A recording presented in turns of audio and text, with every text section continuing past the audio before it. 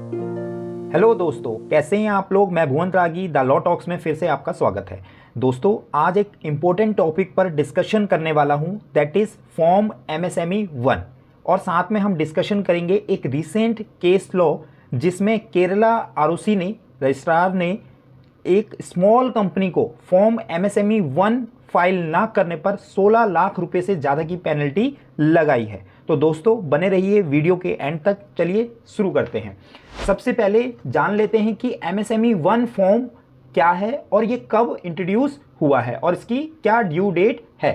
तो दोस्तों, जनवरी 2019 के अंदर गवर्नमेंट ने एक नोटिफिकेशन जारी किया। बेसिकली वो नोटिफिकेशन एक ऑर्डर था जो कि under section 405 of companies act issue हुआ था, जिसमें कहा गया कि अगर कोई कंपनी, कोई स्पेसिफाइड कंपनी जो कि एमएसएमई के साथ कोई भी ट्रांजैक्शन करती है और उसका ड्यू रह जाता है और वो ड्यू 45 डेज से ज़्यादा का रहता है और वो वेंडर और वो सप्लायर एमएसएमई रजिस्टर्ड है, मतलब एमएसएमई एक्ट के अंदर अपने आप को उसने रजिस्टर करवाया हुआ है, तो कंपनी को, जो स्पेसिफाइड कंपनी है जो डील कर रही है एमएसएमई से, उसको फॉर्म एमएसएमई 1 आरओसी में फाइल करना रहता है, जो कि एक हाफ ईयरली रिटर्न है और 30 अक्टूबर और 30 अप्रैल इसकी लास्ट डेट रहती है इस फॉर्म को फाइल करने की। तो दोस्तों, आज हम एमएसएमई 1 के बारे में डिस्कशन क्यों कर रहे हैं। अगर आपकी कंपनी चाहे प्राइवेट हो या फिर पब्लिक हो या स्मॉल कंपनी हो या फिर लार्ज कंपनी हो, आपने किसी भी वेंडर या सप्लायर जिससे भी गुड्स या सर्विसेज ली हुई है और वो एमएसएमई में रजिस्टर्ड है, जिसने अपने आप को एमएसएमई में रजिस्टर कराया हुआ है अंडर एमएसएमई एक्ट, और ये कंपनी की ड्यूटी होती है कि आप अपने वेंडर से पूछे कि वो एमएसएमई है या नहीं है। मतलब वेंडर की बताने की ड्यूटी नहीं है, कंपनी को पूछना है कि आप एमएसएमई में रजिस्टर हैं या नहीं है, राइट। तो अगर ऐसे सप्लायर के का ड्यू 45 डेज से ज़्यादा रह जाता है तो आपको फॉर्म एमएसएमई 1 के अंदर इसकी रिपोर्टिंग करनी है आरओसी के अंदर, ठीक है। तो करंट अगर मैं हाफ ईयर की बात करूँ जो कि अक्टूबर से मार्च तक था, ठीक है, तो उसकी लास्ट डेट है 30 अप्रैल में आप इसको फाइल कर सकते हैं। लेकिन आपका फॉर्म फाइल करना बनता है, मतलब ड्यूज़ हैं एमएसएमई के साथ, और ये एमएसएमई के ड्यूज़ जो आप यहाँ पर रिपोर्टिंग कर रहे हैं ये बैलेंस शीट के अंदर भी आपको रिपोर्टिंग करनी होती है इन फ्यूचर, जब भी आप बैलेंस शीट बनाएंगे। तो दोनों के अंदर सेम ही चीज़ होनी चाहिए। अगर आप यहाँ फॉर्म फाइल नहीं करते हो तो आप पर हैवी पेनल्टी लग सकती है, जैसे कि इस केस में हुआ। आरओसी ने 16 लाख से ज़्यादा रुपए की पेनल्टी लगा दी कंपनी पर, जो कि स्मॉल कंपनी थी, फिर भी इतनी हैवी पेनल्टी लगा दी। तो क्या है केस में, चलिए समझ लेते हैं।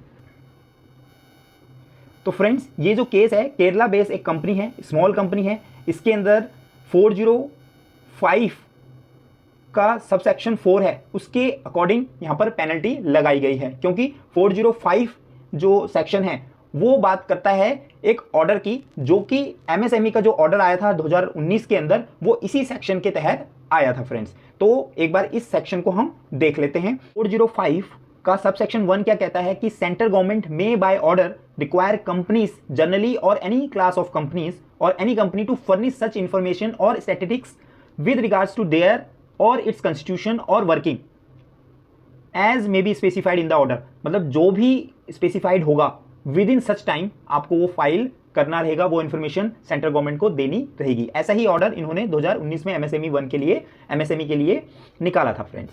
तो अगर आप इस ऑर्डर का पालन नहीं करते हो, इस ऑर्डर का कंप्लाई नहीं करते हो, तो इसका सबसेक्शन 4 क्या कहता है 405 का, वो कहता है कि if any company fails to comply with the order made under subsection 1 और सबसेक्शन 3 और furnish any information and statistics which is incorrect or incomplete in any material respect, the company and every officer of the company who is in default shall be liable to penalty of 20,000।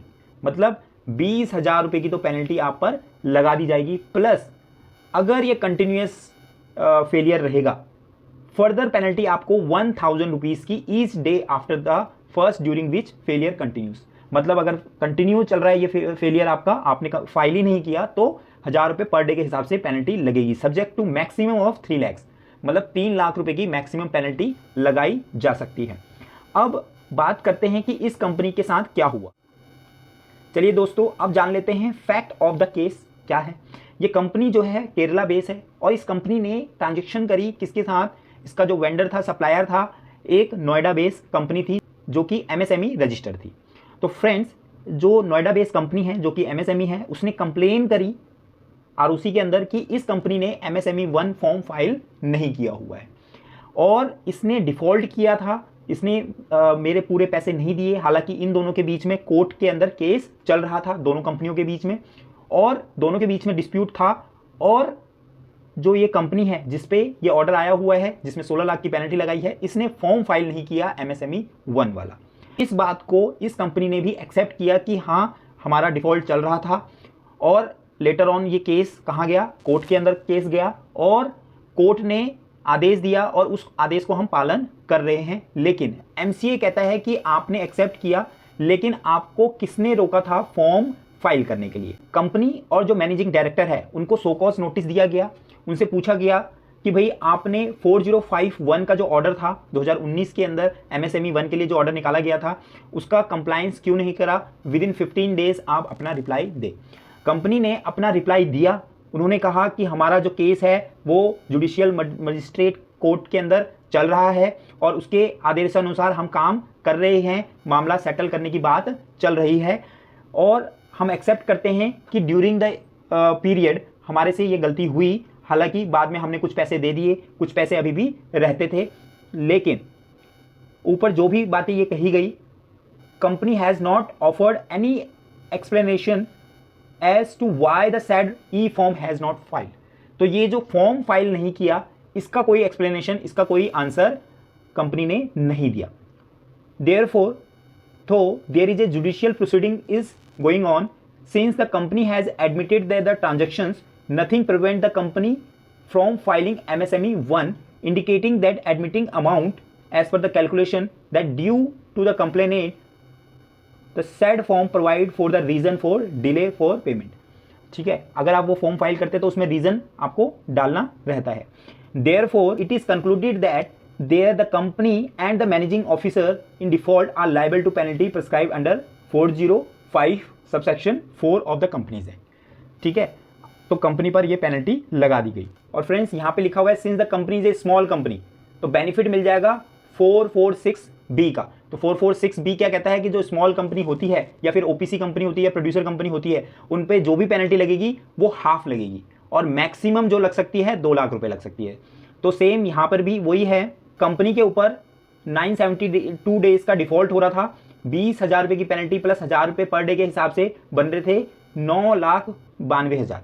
लेकिन maximum penalty small company के case में कितनी लग सकती है? 2 लाख रुपए की। ऐसे ही कंपनी के जो ऑफिसर था, मैनेजिंग डायरेक्टर था, उस पर भी 2 लाख की लगनी चाहिए थी, लेकिन 1 लाख की लगी क्योंकि ये स्मॉल कंपनी थी।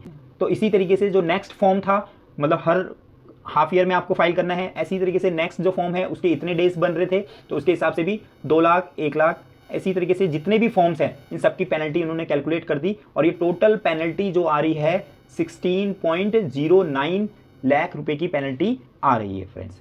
तो ये एक इम्पोर्टेंट केस लॉ है जिसके अंदर ये बताया गया है कि MSME 1 जो फॉर्म है वो क्यों फाइल करना जरूरी है। इस केस को डिस्कस करने का मेरा मकसद यही था। तो आज की वीडियो में इतना ही दोस्तों। अगर आपको वीडियो में जो इन्फॉर्मेशन दी गई है वो कैसी लगी है, आप मुझे कमेंट करके ज़रूर बताएं और ऐसे ही इन्फॉर्मेटिव वीडियोस के लिए आप मेरे चैनल को ज़रूर सब्सक्राइब कर लीजिए। फिर मिलते हैं इसी तरह की वीडियोस के साथ, तब तक आप स्वस्थ रहिए, सुरक्षित रहिए। जय हिंद, बाय बाय।